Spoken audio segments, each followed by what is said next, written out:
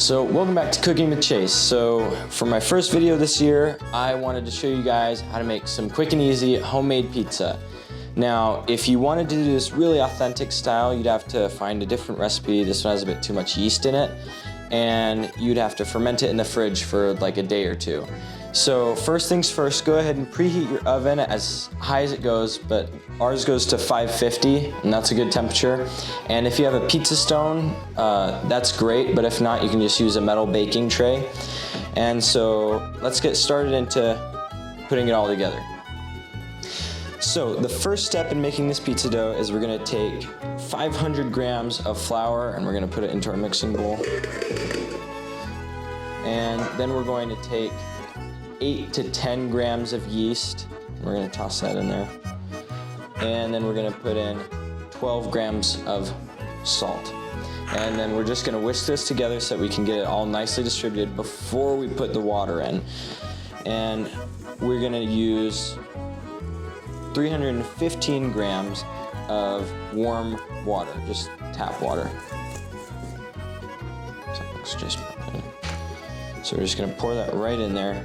And so with this much water and this much ingredients, we're shooting for about 60% hydration in the dough, just so it's perfect for what we're trying to do.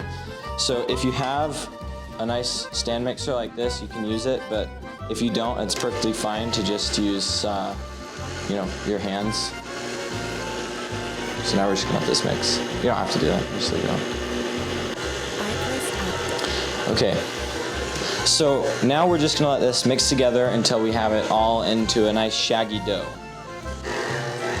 Okay, so now that it's in a nice shaggy dough, kind of rolling around, we're gonna add our 15 grams of olive oil.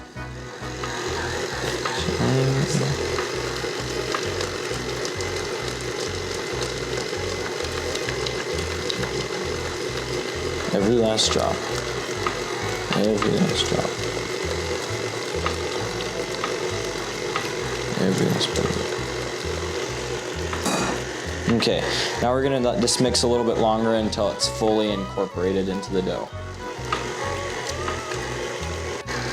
So when we started mixing it up, it was kind of a shaggy dough. Now we want to keep on going until it's a nice smooth, rounded texture as it's going around in the mixing bowl, and it wants to be a nice shiny ball.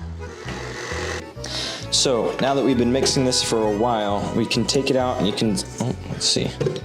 Holy moly, that thing's really stuck in there. You can see that it's still kind of a nice shaggy dough. So if you kind of want to round it, just like that, and we can let it rest for about 10 minutes and just take your bowl and put it right over it. And when we come back, it'll be a nice shiny round ball, just like what we're looking for, and it'll be nice and good. Okay, so now you can see that this dough is nice and round now, nice and smooth.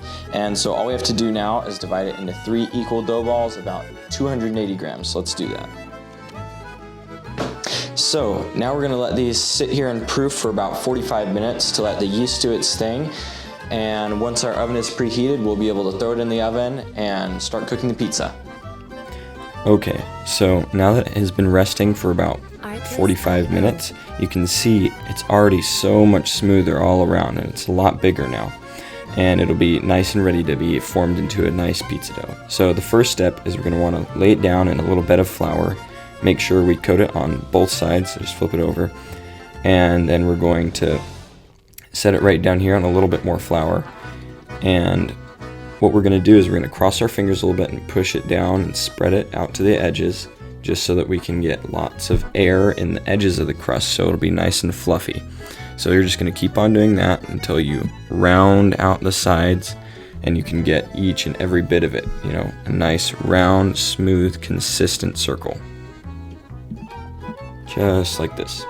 Now what we're going to do is we're going to press with one hand and we're going to grab it with the other, and after we pull with the other hand, we're going to fold it over so that we can, just like this, and then flop it back down again and keep on spinning it and doing the same thing over and over again until it's nice, big, and round. Just like this. Just keep on getting it nice and round, big circle.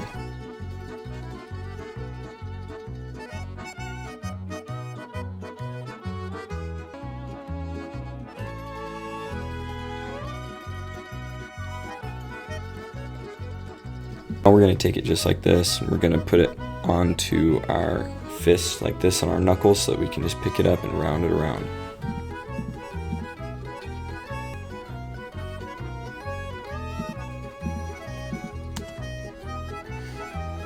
Okay, so now we're going to get ready to dress our pizza. I have a homemade pizza sauce, but you guys can use whatever you like. Now I'm going to use about 2 scoops just so I can get a nice even coating. That's just my preference. And you want to make sure that when you spread this around just like this, you want to get it all the way around to the edges just so it gets nice and full look. So just keep on spreading this around right until it gets to where you want it. You want to get it all the way to the edge of the crust, even like on the crust a little bit, just so that it can be nice and round all the way around. Okay, so now we're going to use some plain mozzarella cheese, and you got to make sure that whenever you put this cheese on, you can still see the sauce from underneath it. You don't want it to be a super thick coating, because that'll stop the pizza from cooking how you want it to. And when you're able to see through the cheese just a little bit all around, it adds a nice crispier coating, especially when you cook it like this. Okay, and so now I'm going to put some pepperoni on. I don't always put a ton of pepperoni on, but I guess we're going to see how much I want to use. Let's see, 1, 2, 3, 4, 5, 6. A little bit more. Yeah, that seems good. Okay, so now we're going to get ready to put it into the oven. Okay, so now we're going to take our pizza skeel, or whatever it's called, I don't really know.